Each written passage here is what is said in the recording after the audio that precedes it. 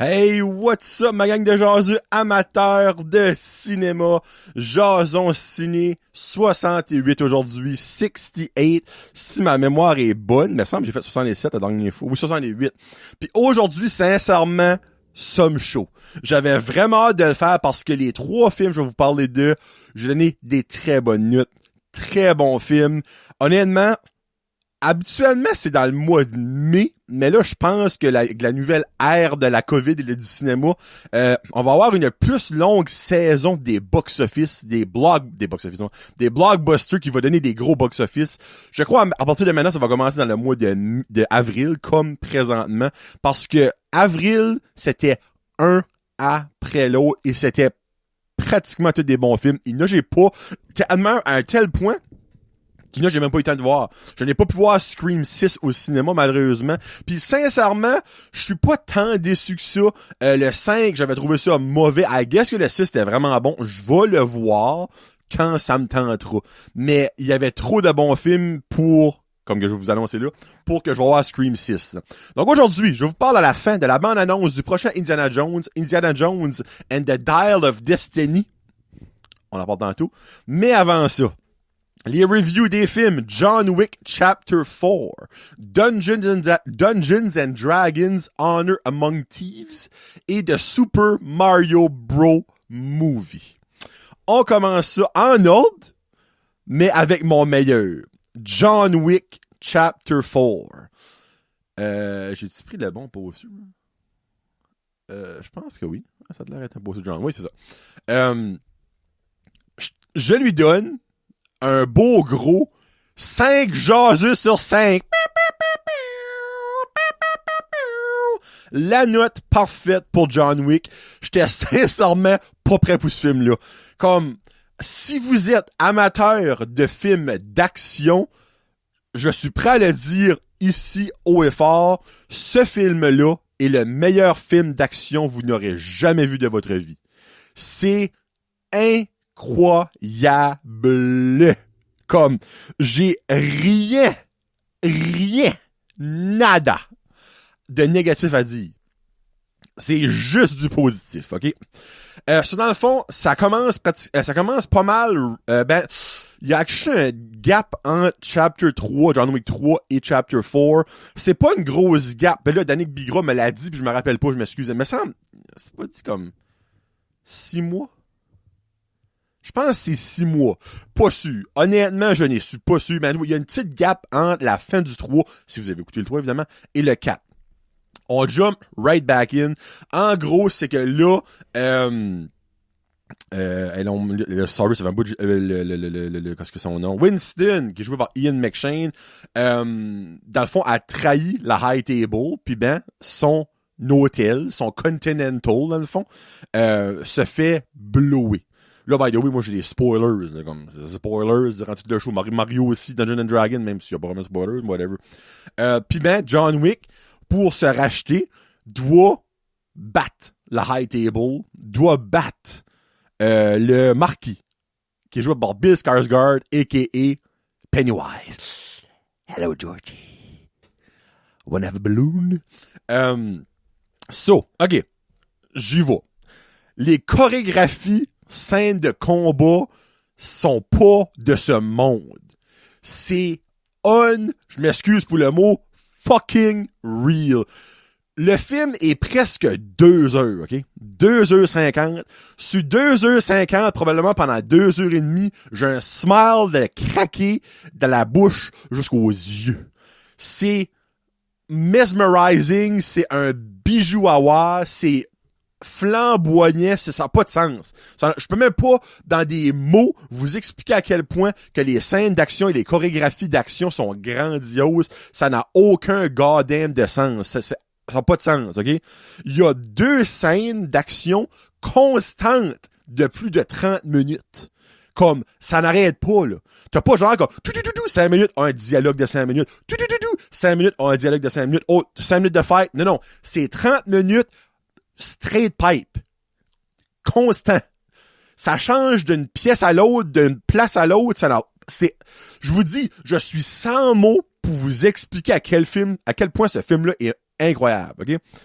Winston, qui était dans le 1, 2, 3, 4, qui est joué par Ian McShane, qui est basically le manager du Continental de New York, New York, je pense. Est beaucoup plus présent dans ce film-là, et j'ai vraiment aimé ça. Il ne outshine pas personne, mais il est beaucoup plus présent qu'à la normale, ça qui est vraiment sharp. Une petite chose triste, Sharon, le concierge du Continental, qui est joué par Lance Reddick, est décédé dans la vie de tous les jours, dans la vraie vie, là. Il est vraiment décédé right avant la sortie du film. Puis ben ils lui ont fait évidemment un hommage puis tout ça parce qu'il était dans les 4 films. Puis ben dans le film, il est aussi tué. Mais ça c'est avant de savoir qu'il allait mourir en avril. C'est comme il est tué pour une raison triste. On met ça de même. Disons, il décolle pas de façon honorable. Puis c'est parfait pour le film. C'est parfait pour l'histoire. C'est parfait pour le payoff qu'il fallait qu'il y avait. Mais je serais curieux de savoir si qu'il serait décédé durant le tournage, si que ça aurait quand même été dans le film. Ou qu'il aurait tué quelqu'un d'autre pour avoir le payoff, la répercussion qu'il devait avoir. So, regarde, quand il est mort dans le film, ça m'a fait de quoi pour le personnage du film, mais aussi pour la vraie vie. Je suis comme, oh! Parce que probablement, ça va être son dernier film, à moins qu'il y en a d'autres qui tournaient pis qui étaient en post-production, mais anyway, Lance Reddick qui était vraiment bon là-dedans, vraiment bon, pas énormément, mais c'était un bon concierge là-dedans. Donc moi je trouve ça cher. Le Big Bad du film, qui est le Marquis, qui est joué par Bill Skarsgård, puis aussi son bras droit ou son bras gauche, le bonhomme, vous l'appelez, son helper, qui est Chidi, sont vraiment cool. C'est pas ça mon highlight du film. Moi, je les sentais menaçants juste assez. Comme, c'est plus ça qu'ils pouvaient faire avec leurs moyens qui les rendaient menaçants que eux autres en tant que tels. Tu sais, parce que Marky, qui joue par Bill Skarsgård, tu le gardes, John Wick l'aurait tué facilement. Comme à main nue, un combat à main nue, ça n'aurait même pas été un combat. Mais, ce gars-là est supporté par la High Table, qui est comme les dieux du monde de John Wick. Puis ben, ils ont des moyens de facilement tuer John Wick. Ben, facilement. Non, il y a jamais rien de facile quand tu viens tuer John Wick, là. Mais en tout cas, j'ai trouvé sharp. Puis Chidi, c'est un bon badass, mais comme, c'est pas de eux autres, j'avais peur, c'est de quoi ce que eux autres pouvaient demander et pouvaient faire avec leurs moyens. On va mettre ça de même. OK. Il y a 3 fights. Ben, 4. On dit 3,5. Ils vont à Osaka. Il y a un Continental Hotel à Osaka au début. Ça, c'est une des premières scènes de 30 minutes non-stop. Quand la High Table puis ben, le Marquis arrive dans l'hôtel pour tuer John Wick. C'est fou. C'est fou. Cette scène-là est mentale. Il y a une autre scène au club Waterfalls, ben je l'appelais de même parce que dans le fond c'est un club qui dans l'ensemble il y a des falls partout, vraiment une cour de fête avec le gros méchant là-dedans, ça c'est vraiment sharp. Une scène à l'arc de triomphe en char, en bicycle à gaz, mais non comme les chorégraphies ça a pas de fucking sens dans ce film-là, comment c'est mental. À ça, rajoutez que dans le background il y a une genre de radio, la radio Continental, on va l'appeler de même, qui est une radio pour annoncer aux tueurs à gages qui se font affaire dans ce market-là, OK, il y a une cible à tuer, mais tu sais, c'est genre, ils disent pas, OK, John Wick est à la Tour Eiffel, allez le tuer. C'est des sous-noms, puis des sous-titres, puis des semblants de ci, semblants de ça, ben que le monde-là comprenne. Mais quand que l'Arc de Triomphe, cette fête-là a lieu, mais elle commente qu'est-ce qui se passe. Ça sonne weird de même, mais c'est parfait, là. La musique qu'elle met durant les séquences sont parfaites pour ça. C'est épique, là, OK? La scène dans les escaliers en montant à la cathédrale pour la fête finale, fête finale qui est vraiment cool, mais comme c'est loin d'être la meilleure fête de toute la gang, là, mais la scène des escaliers, c'est mongol. Comme, ça aussi, c'est très long, sans arrêt, constant, même scène. Le nombre de cascadeurs pis de personnes qui ont appris de faire ça, c'est retardé. Puis la fête finale, qui est, ben, je vous dirai pas c'est quoi, on va regarder un petit fun, là, qui est vraiment, vraiment bien faite. Il y a moi, ma scène préférée, c'est pas une qui est dans des longues stretches de combat. C'est, il y a un moment donné, ils sont dans un genre de bloc appartement, on va appeler ça de même. Puis, il y a une fight de gun et un petit peu de kung-fu pis tout ça, à vol d'oiseau. So, basically, il y a un drone qui passe au-dessus de la chambre d'hôtel.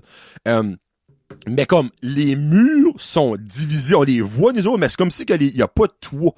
Qu'on voit chaque pièce, exemple, OK, il y en a un qui est dans le salon, puis l'autre est dans la salle de bain, mais comme, on voit le mur entre les deux, mais comme, ça shoot back and forth, puis durant ce moment-là, ils utilisent ce qu'ils ont appelé dans le film, puis c'est dans une game, j'ai su ça plus tard, des Dragon Breath Bullet.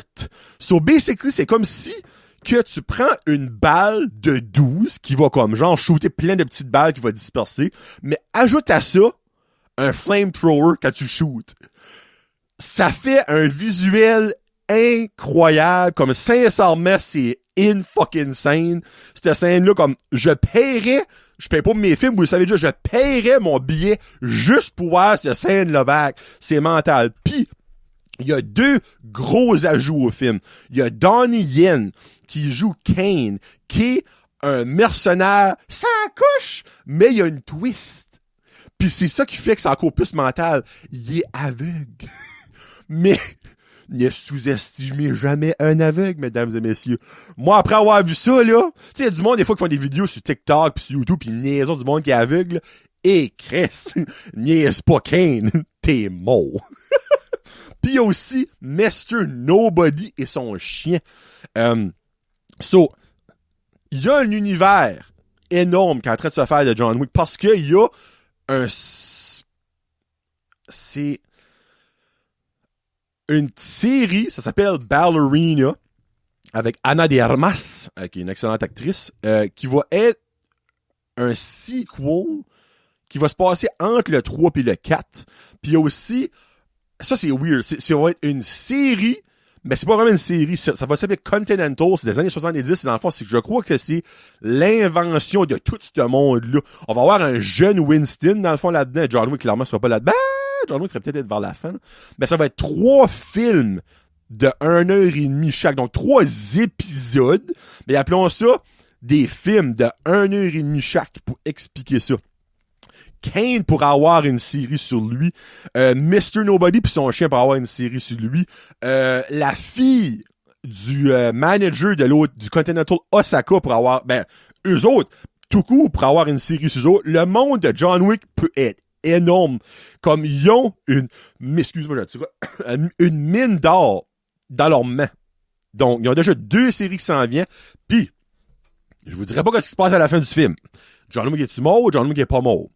Moi, je le sais, mais je le sais pas. Ça, c'est fucké, là. So, il y a quelque chose qui se passe à la fin du film. Ça pourrait être le dernier film de John Wick. Keanu Reeves a dit qu'il serait prêt à tourner pour un 5e si que l'histoire fait du sens. Et si vous avez vu le film, et si vous écoutez le film, vous allez comprendre pourquoi il dit ça. Parce que ça pourrait finir là.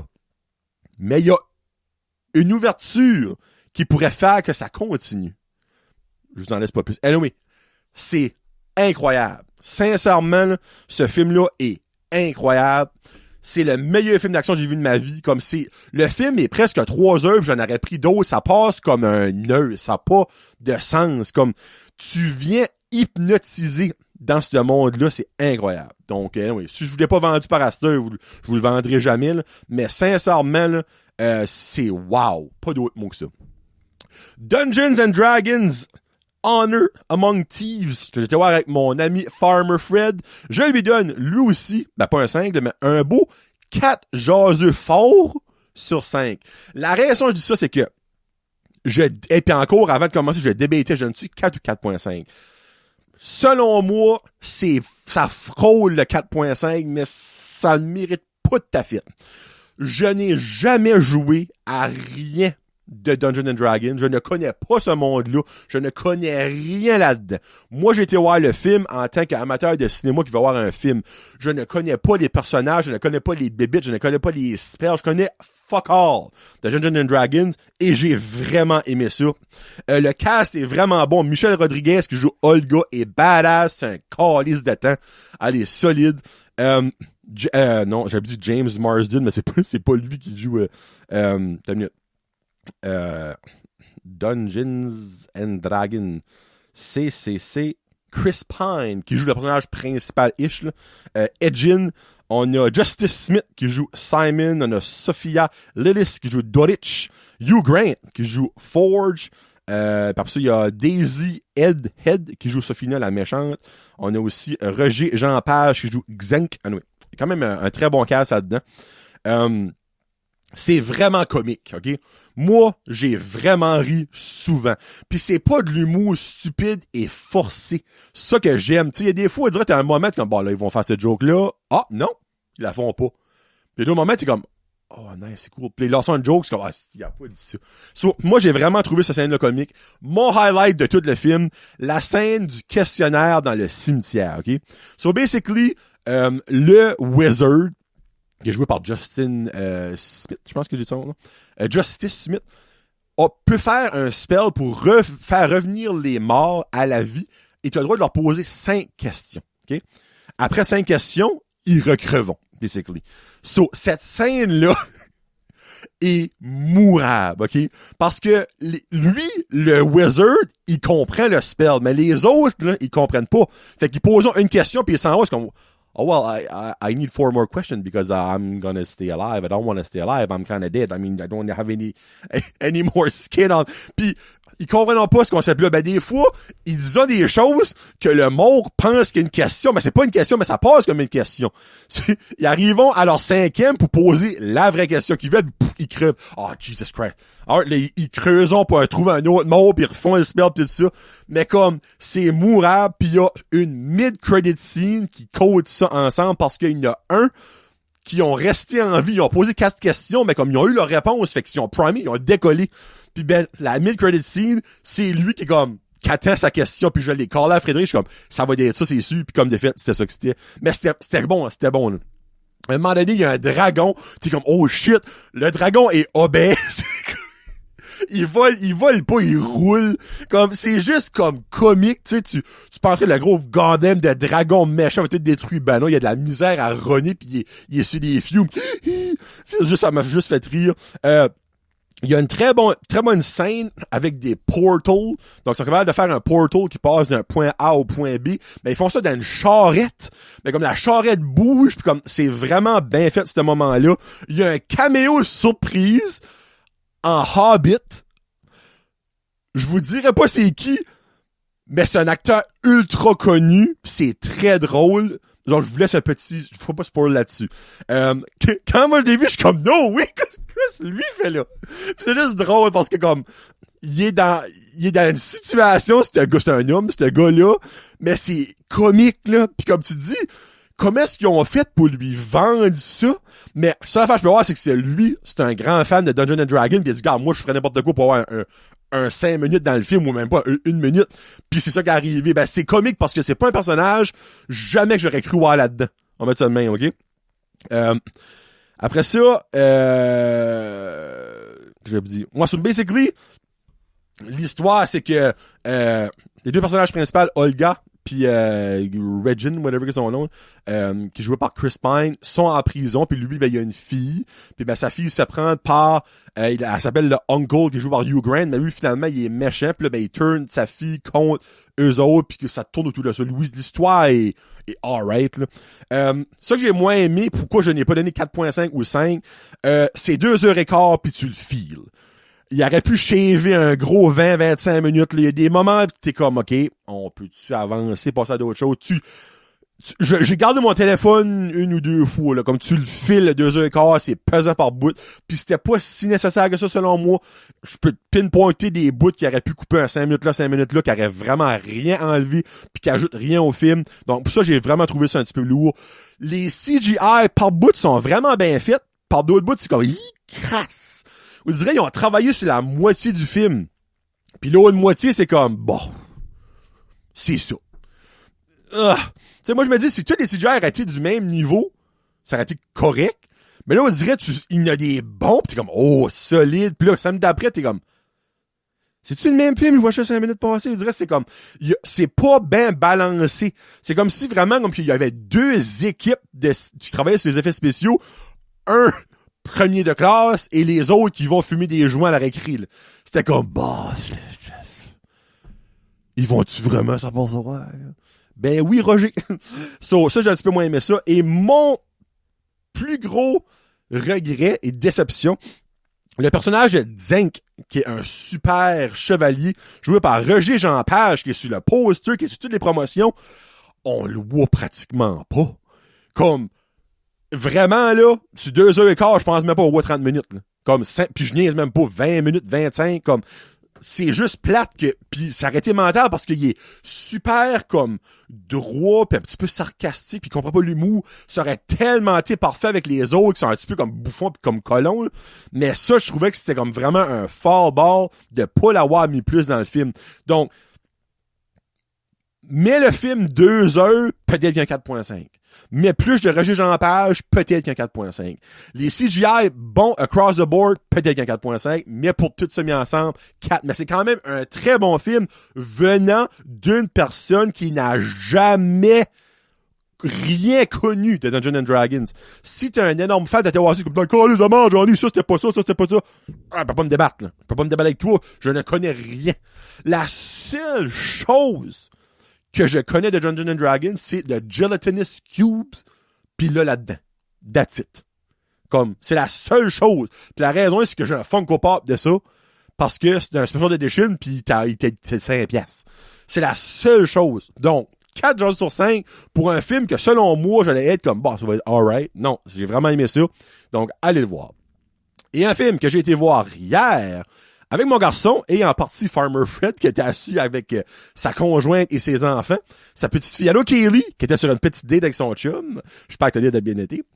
Pis c'est drôle parce que moi, Frédéric, on s'en a pas parlé, mais j'ai un feeling qu'il a la même opinion que moi. Ce film-là est mental. Comme, les enfants ont une raison de triper, mais les adultes qui ont joué à ça depuis les années 90 ont une raison de capoter.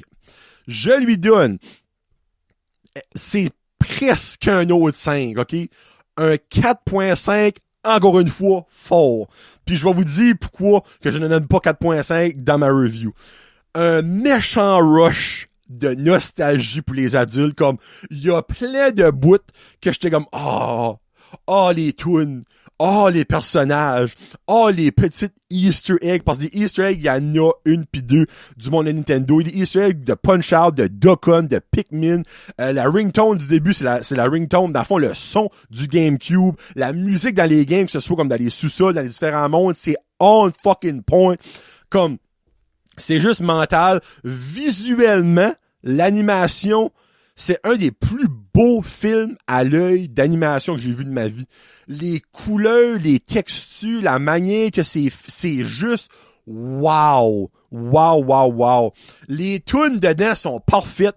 T'as du Beastie Boys rate au début, je suis comme what? T'as du Aha Take On Me, Bonnie Tyler, AC/DC qui joue d'un moment parfait du film. Pis en plus des tunes de Mario, évidemment. Mais ils ont ajouté ces petites tunes-là. La tune de Peach de Bowser que Jack Black chante. Mon petit l'ami s'appelait par le faire. Peaches, peaches, peaches, peaches, peaches, peaches, peaches, peaches, peaches, peaches, I love you. Oh!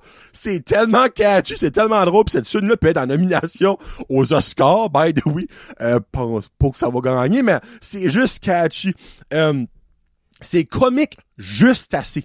C'est bon d'avoir dosé l'humour. Ça aurait pu être nono, mais c'est parfait. Lou Melly, la petite étoile dépressive dans les donjons, m'a craqué. Comme, t'as une belle étoile bleu-vert avec le smile, pis tout ce qui saute de sa bouche, c'est abattre la dépression pis la mort, pis comme, we gonna die! c'est juste parfait. Comme ça, je peux comprendre que les enfants ont peut-être pas compris, mais comme, j'ai ri fort 2-3 fois. Puis comme, j'entends les d'autres adultes rire aussi. C'était juste tellement bon. So, basically, ça que j'ai trippé, c'est que ils ont fait une histoire avec les Mario Brothers, en fond, Mario puis Luigi. C'est que là, il y a dedans, ils ont une famille. Puis petit fun fact, le papa à Mario dans le film est voité. Je sais pas ce que ça se dit ça. La voix est faite par le original voice de Mario, qui est faite par Charles Martinet. Charles Martinet. Donc, c'est lui qui fait la voix de son papa là-dedans. J'ai vraiment trouvé ça genre. J'ai fait un petit peu de recherche après ça. C'est l'histoire de Mario et son frère, qui sont deux frères qui restent encore chez eux, à la maison de maman et papa, créent leur propre... ils lâchent un job à temps plein d'un plumber pour créer leur propre business de plomberie, faire la compétition à plomberie chaleur plumbing. Puis après ça, il y a un gros problème d'eau à Brooklyn, où ce qui restons. Puis ils vont dans les sous-sols de la ville pour trouver une random salle de machines. Puis un des tuyaux verts de Mario. Et c'est là qu'il traverse à travers les mondes puis tout ça. Puis il tombe dans le Mushroom Kingdom, premièrement. Mais ça, c'est Mario. Luigi, lui, s'en va sur la planète de Bowser. Non, pas de Bowser, actually, c'est comme genre de Luigi's Mansion, tu sais. Puis l'histoire tourne autour que là, t'as la map de Mario, puis t'as Bowser sur son monde volant, qui va de Kingdom en Kingdom pour les conquérir. Puis quand que Mario arrive sur Mushroom Kingdom, là, ils vont se mettre ensemble avec Princess Peach pour gagner, pour pas se faire take over. Puis là-dedans, ils vont sur la planète de Donkey Kong, Kong Island, je pense qu'il est le nom, pour recruter l'armée de Donkey Kong, qui est comme la plus grosse armée de leur univers, tu sais. Parce qu'on s'entend, c'est pas avec des petits Toads qui vont battre Bowser, mais bien avec des Donkey Kong. Anyway, l'histoire est bonne, tu sais, comme, t'as pas besoin d'une histoire compliquée là-dedans. L'histoire est juste bonne. Mes highlights, c'est Keegan-Michael Key qui fait la voix de Toad et Seth Rogen qui fait la voix de Donkey Kong. J'ai ri fort. Comme, Chris Pratt est parfait dans Mario. Anna Taylor-Joy qui fait la voix de Peach est vraiment bonne. Je vais les nommer les autres tant qu'à faire, là, parce qu'il y a quand même une belle brochette d'acteurs là-dedans. Anna Taylor-Joy, ça je disais. Charlie Day qui fait la voix de Luigi. Jack Black, comme j'ai dit, fait la voix de Bowser. On a... qui c'est d'autre que le monde pourrait connaître, là? Je pense pas mal tout ça que c'est les autres. C'est pas mal juste du monde de vous, là. Bon. Dans le fond, moi, mes highlights, c'est ces deux personnages-là. J'ai vraiment aimé les autres, don't get me wrong, là, tu sais. La scène qui rassemblons l'armée de Donkey Kong puis qui s'en vont dans leur shortcut pour se rendre de Kong Island à Mushroom Kingdom, parce que Bowser s'en venait. Ils prennent le Rainbow Road. Ça, c'est le plus beau moment du film. L'assemblage, ils prennent tous des chars parce que ça va aller plus vite. Donc, on embarque dans un moment de Mario Kart sur Rainbow Road. T'as Thunderstruck des CDC qui embarque. Donnez-moi ça en plus. OK, ça, ce moment-là est mental. Ça, j'ai moins aimé. Donc, tout ça, c'est du bon. Ça, j'ai moins aimé. C'est pas assez long, là. Alors, le film est 1h32, 8 minutes de credit. 1h24 de Mario, non. Non. Ce film-là devait être au moins 1h45 au minimum. Comme, il aurait pu ajouter des scènes. Il y a des petites scènes qui ont été coupées fret, on dirait. Il aurait pu avoir un peu plus de développement. Ça aurait dû être au moins 1h45 minimum. Moi, j'en voulais plus. Ça finit, je suis comme, là, pas déjà. Pas assez de Luigi. On a beaucoup de Mario, de Princess Peach, de Toad. Pas assez de Luigi. Il y a Luigi, bien une raison, là, comme vous allez voir, là, mais ça aurait pris plus de Luigi, selon moi. Puis, ça ouvre ben des portes. Il va clairement avoir une suite. Là. Mais, tu peux aussi avoir un film de Luigi's Mansion là-dedans. Tu peux avoir un film de l'univers de Donkey Kong là-dedans. Tu peux avoir un film de Kirby. C'est tout le même univers, là, de Kirby. Le Zelda, on dirait, il y a du monde qui dit Zelda, je suis comme, waouh. Ça, non, je trouve pas ça. Zelda, on dirait dans Super Smash Bros. Comme c'est là, je comprends, c'est dans l'univers de Nintendo. Là. Mais on dirait là-dedans, je serais comme, ok, Zelda, ça serait weird parce que ça serait pas pantoute. Puis pétant de couleurs, ce serait pas drôle. On dirait, ce serait comme. Le film de Zelda, on dirait, fais-le, mais comme dans un univers séparé, là, tu sais. Parce que, pas un spoiler, ben oui, c'est un genre de spoiler, mais vous dites, si vous voulez pas l'entendre, là. On voit pas Wario dans ce film-là, on voit pas Waluigi, on voit pas Bowser Jr., on voit pas Princess Daisy, on voit pas Rosalina, on voit pas Cappy, qui est comme genre dans Super Mario Odyssey. On voit Diddy Kong, 3 secondes d'écart. Il y a beaucoup d'autres choses qui peuvent être touchées. On voit pas Toadette. Il y a d'autres qu'on voit pas. Et un qu'on voit pas, on le voit, en tout cas. Il y a 2 end credits, ok? Il y a une mid-credit scene que c'est Bowser qui joue sa tune Peaches, Peaches, Peaches, puis il y a un petit moment comique. Puis il y a une end credit scene. Parce que, si vous avez pas remarqué ça, je vais vous l'apprendre si vous avez vu le film. On voit pas Yoshi dans le film. On le voit pas. Au début du film, quand Mario arrive sur Mushroom Land, on voit plein de Yoshi courir en arrière et il y en a un rose qui arrête pis qui garde. C'est pas Yoshi, Yoshi est vert. Au mariage de Bowser et Peach, il y a quelqu'un qui apporte, il y a du monde qui apporte des cadeaux. Et il y a quelqu'un qui apporte un œuf de Yoshi et le met sur la table. Mais quand, là, ben là, oui, c'est full spoiler, ça, là, parce que je vais quand même loin. Quand que le monde de Mario sort dans Brooklyn, ben, tout sort et va dans Brooklyn. OK? Et à la end credit scene, puis Frédéric, t'as pas vu ça parce que t'es parti. La end credit scene, il retourne dans la, espèce de salle des machines du début où ce que là, Mario et Luigi sont rentrés dans le monde pour trouver de la boucane, zoomer dans la boucane et voir l'œuf de Yoshi craquer. Ça finit là. Yoshi est à Brooklyn. Yoshi sera dans le 2. Où ils vont te faire un film Yoshi's World. C'est pour ça que je dis, là, les portes sont grandes ouvertes. Là. Anyway, c'est mental, sincèrement, comme, je nique pique pas donner 5, mais comme, avouez, là, ça n'en prenait plus que ça, là. Fallait avoir plus de jus que ça. Et je suis pas le seul qui aurait voulu avoir plus de Luigi. En tout cas. Alright. Eh ben, ça en était un solide de Jordan Ciné. Sincèrement, je me rappelle pas avoir eu un 4, un 4.5 et un 5 dans le même show. Vite fait, Indiana Jones and the Dial of Destiny sortira le 30 juin 2023. J'ai hâte de le voir. Pas parce que j'ai hâte de le voir, parce que j'ai hâte de voir si ça va valoir la peine. Le dernier, Indiana Jones and the Kingdom of the Crystal Skull, je me trompe pas, ça a floppé. Moi, j'ai trouvé ça alright, parce que j'aime les aliens. Lui tourne autour de ce qu'on peut entendre dans la preview, autour peut-être de la magie. Hâte de voir si on va aller dans la magie. Il y a un moment donné, il y a du de-aging. Dans le fond, ils prennent Harrison Ford puis ils le rendent plus jeune. Ça a l'air d'être correctement fait. J'ai hâte de voir, on le voit comme une fraction de seconde, j'ai hâte de voir le moment là dans le film. Parce que ça, du de-aging, c'est un hit or miss. C'est soit vraiment beau ou ça n'arrache en salle. Indiana Jones, Harrison Ford commence à être vu. Je pense que ça va être le dernier. Je peux pas voir qu'il va en faire un autre après ça, quand même. Mais encore là, si qu'il saute, c'est vraiment bon. Ah! Tching, tching! So, j'ai hâte de voir, sincèrement, je vais aller le voir, comme, mais moi, la prévue m'a pas plus excité que ça. Je suis comme, ah! Ben, c'est Indiana Jones, tu sais, là. Les fameuses scènes weird, comme que, ils sont son fouette, pis là, ben, comme, obviously, le monde a tous des fusils sur leur fusil, comme, oh! Ça, je trouve pas ça comique. Je trouve ça stupide. Chris, tu sais, tout le monde a des guns.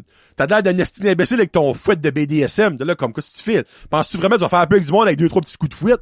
Ils vont sortir de leur mitraillette, ils vont te tirer dans la tête, Carlis, là. Comme, excusez, il m'apporte un petit peu, mais moi, les affaires stupides de même, ça m'énerve, là. Mais j'ai hâte de voir. Oui, j'ai hâte de voir. Bon, mais, Jordan, signé 68 est fait. 69, ben là, on est quoi? Et probablement, il va y avoir, oh boy, il y en a 2 semaines. Il va probablement avoir le prochain Guardian of the Galaxy Volume 3.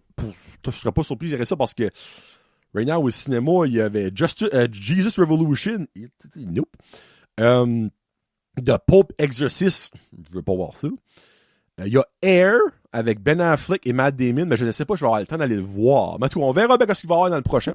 Donc, si que un de ces 3 films-là est encore à votre cinéma de chez vous, allez-y au plus sacrant. Vous serez pas déçus. Je vous en signe un papier photocopie. surtout John Wick et Mario Bros. Dungeons and Dragons, on s'entend, là, c'est pour un public assez précis, là. Mais merci beaucoup d'avoir écouté. On se parle plus tard. C'était Johnny le Jaseux pour un autre Jaseux ciné. #cinéma.